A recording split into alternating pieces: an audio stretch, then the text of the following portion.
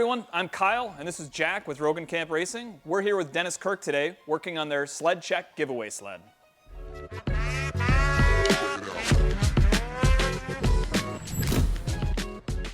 Okay, so now that we're going to be looking at controls, there's a couple things that we're going to be doing to this stock sled. So we're going to be taking the master cylinder off, the throttle block off, all of the cabling here, and taking the wires off as well. So we're going to get after that. So Jack, I'm going to give you a wire cutter.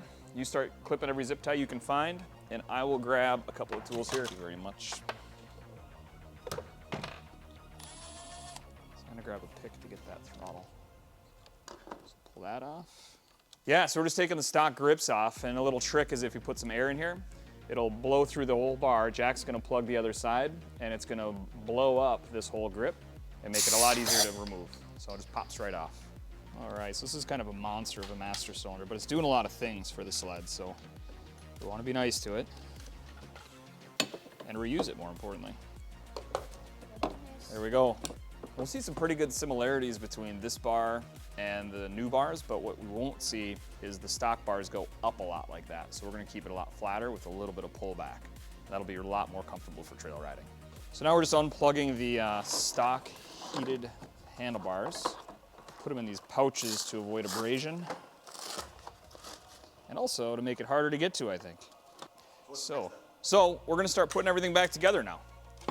So what that means is we're gonna take this RSI bar that we've got here, and I'm first of all gonna compare it, because you won't see drastic changes to it, but what you'll see is we got rid of that rise in the bar here, so it's a little bit wider on the base, and then we don't have this rise that comes up, so your hands and wrists aren't in like this. They're a little more flat, which just makes for a long day of trail riding to go a lot smoother.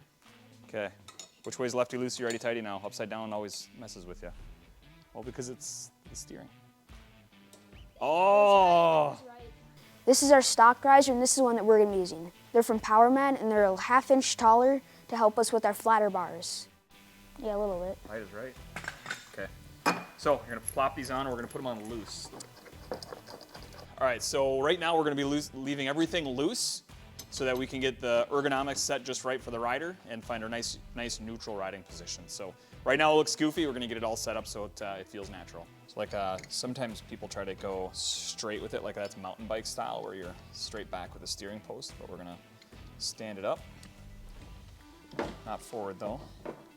Because if you go too far forward, if your steering post is at a very slanted angle, and if you go too far forward or actually forward on the sled, you'll start getting a tiller effect, and that's what we want to stay far away from, so that it feels really normal. And see how we've got nice flat bars now, so it's going to be really comfy. We've got these turn downs, and either like them or you don't like them, but we're going to make some decisions on how we use that as well. Yeah, so our plan here is going to be, Jack's pulling this off right now. We're going to take this bar, shorten it up a little bit to the size that we want it. RSI put some marks on the edge of the bar so we know where we're going to be putting it. Cut that up, get the grips on it, and do our final assembly.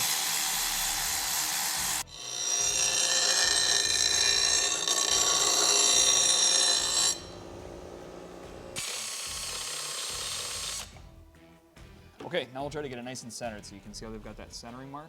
You can get the center of the bar there. So as you're setting bars up, you want to make sure that your wrists are never below your elbows. So although Jack's a smaller rider here, you can see that right now he's almost flat even when he's standing. That means it's probably too tall for him, but it'll be just right for most of our customers. Get the wires set up here, so let's go put that grip on, so then that'll place everything. What's that? Yeah, we're not nearly done yet. So we're gonna get the grip installed first. All right, Jack, you wanna plug that guy up? Watch your finger on that. All right, so I take it easy here, and I just put a little hole in the grip, so I can use a little bit of air as my friend to get this thing back on. Okay, so put your waffle, so it's a half waffle. You want your waffle down. So yep.